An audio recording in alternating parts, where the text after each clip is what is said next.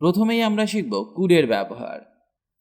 কুডকে ব্যবহার করা হয় I, you, we, they, he, she, it এবং যে কোনো নামের সাথে।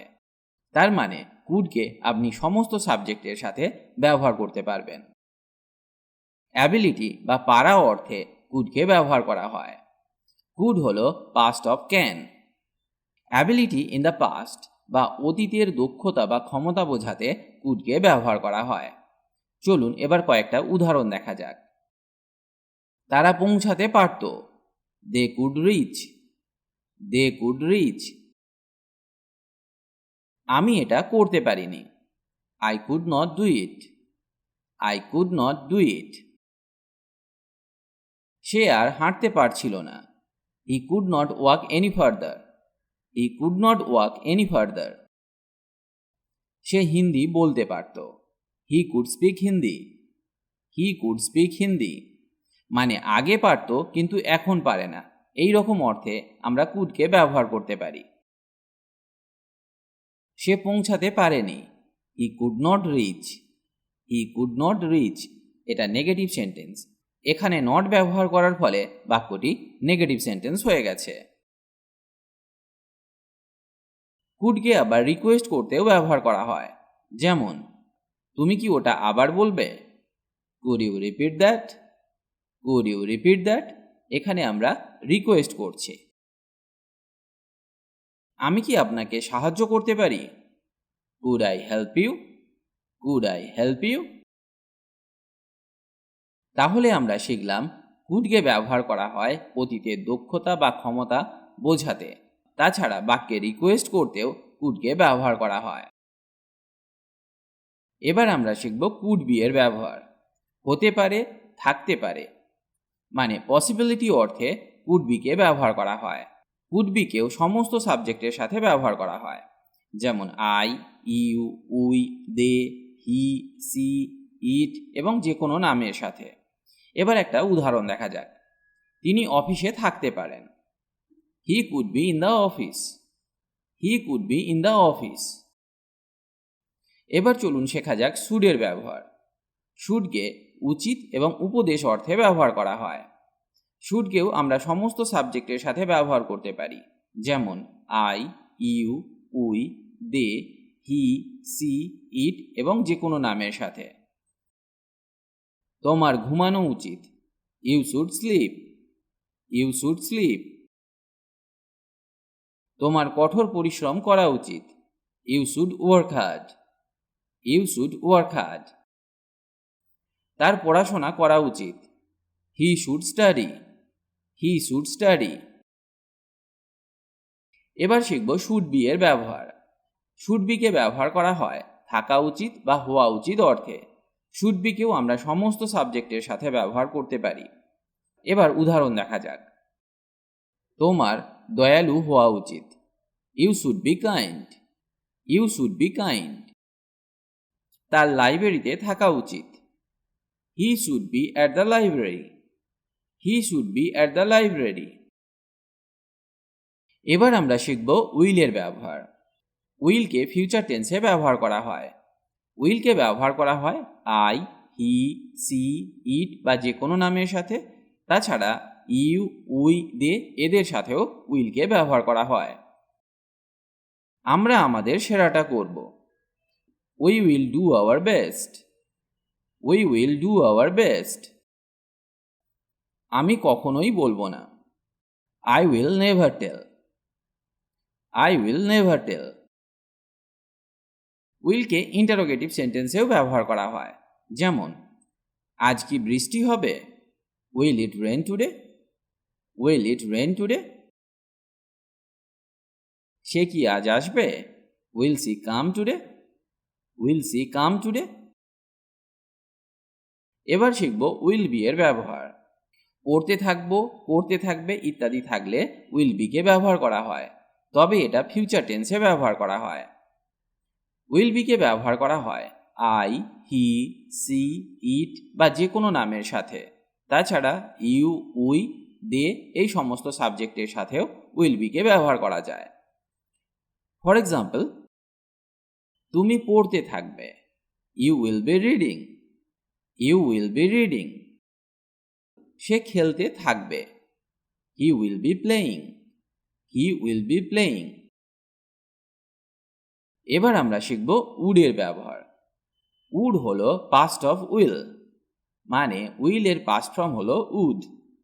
সৌজন্যতা এবং অনিয়মিত অভ্যাস বোঝাতে উডকে ব্যবহার করা হয়।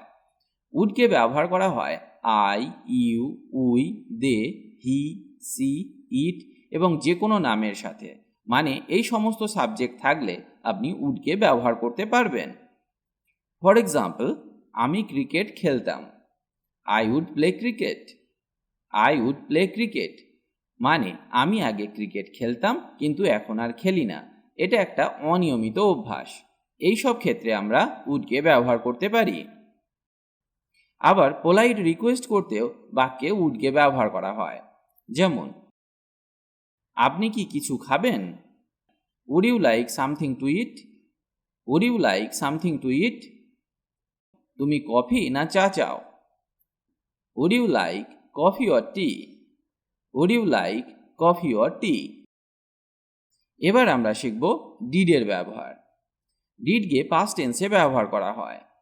ডিডকে I, you, we, they, he, she, it এবং যে কোনো নামের সাথে ব্যবহার করা যায়, মানে এই সমস্ত সাবজেক্ট থাকলে আপনি ডিডকে ব্যবহার করতে পারবেন, বা এক কথায় আপনি সমস্ত সাবজেক্টের সাথে ডিডকে ব্যবহার করতে পারবেন।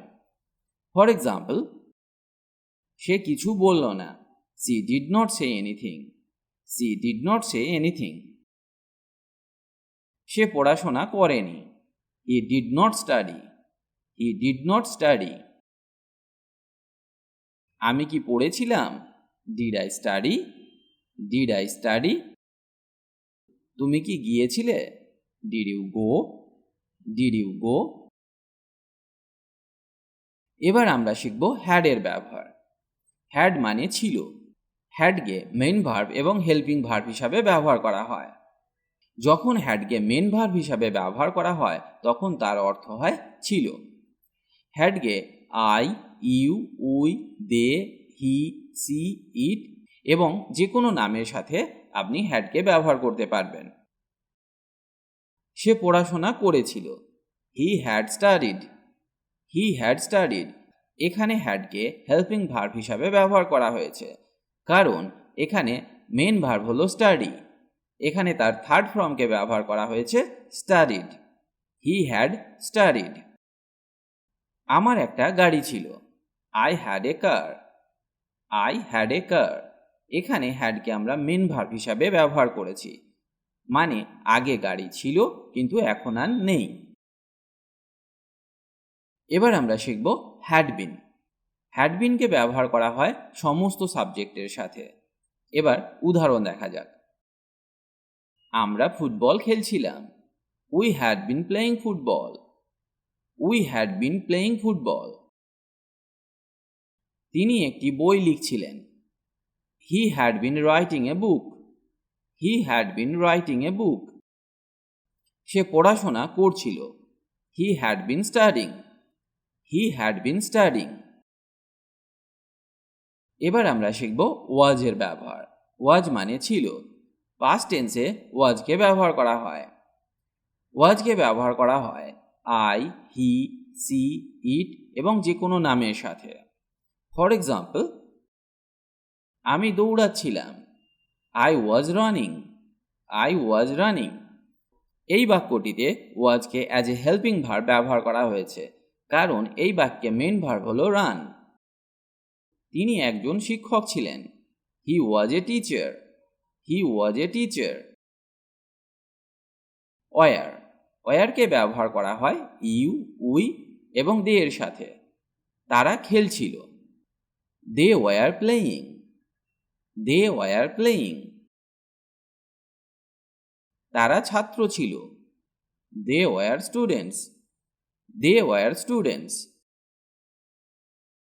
হ্যাড টু, অতীতে কোনো কাজ করতে বাধ্য হয়েছিল বা অতীতে কোনো কিছু অবশ্যই করার ছিল, এই রকম পরিস্থিতি বোঝালে হ্যাড টুকে ব্যবহার করা হয়। হ্যাড টুকে সমস্ত সাবজেক্টের সাথে ব্যবহার করা যায়। ফর এক্সাম্পল, তাকে যেতে হয়েছিল, He had to go. He had to go. Used to. অতীতে কোনো কাজ প্রায়ই করতে হতো এই রকম বোঝালে ইউজ টু কে ব্যবহার করা হয়। যেমন সে সাঁতার কাটতো। She used to swim. She used to swim. Say football খেলতো। He used to play football. He used to play football. ভিডিওটি আজ এখানেই শেষ করছি, তবে এইগুলি ভালো করে বারবার অভ্যাস করুন, কারণ এগুলি সবসময় ব্যবহার হয় ইংরেজি বলতে গেলে। ফ্লুয়েন্টলি ইংলিশ বলতে গেলে আপনাকে এগুলি শিখতেই হবে, তবেই আপনার কনভারসেশন দীর্ঘ হবে। দ্রুত ইংরেজি শিখতে গেলে আপনি এই ওয়েবসাইটটি ভিজিট করতে পারেন englishbengali.com। এখানে স্পোকেন ইংলিশ বিষয়ক অনেক কিছু পেয়ে যাবেন, যা ইংরেজি শিখতে অনেক হেল্প করবে। ভালো থাকুন আর আমার সাথে ইংরেজি শিখতে থাকুন।